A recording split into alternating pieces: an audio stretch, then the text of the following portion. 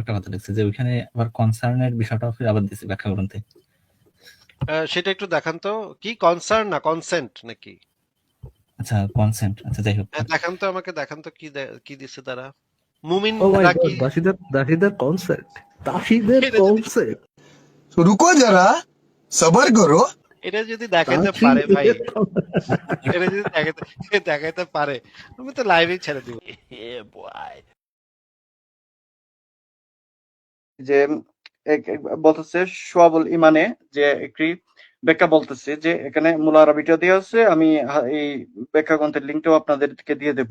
যদি কোনো একজন ব্যক্তি একটি দাসী কই ঘরে, দাসীটি উক্ত ব্যক্তির স্পর্শ হওয়া অথবা ব্যক্তিটির সহিত শয়ন করা অপছন্দ করে, তবে উক্ত ব্যক্তিটি দাসীটিকে স্পর্শ করবে না।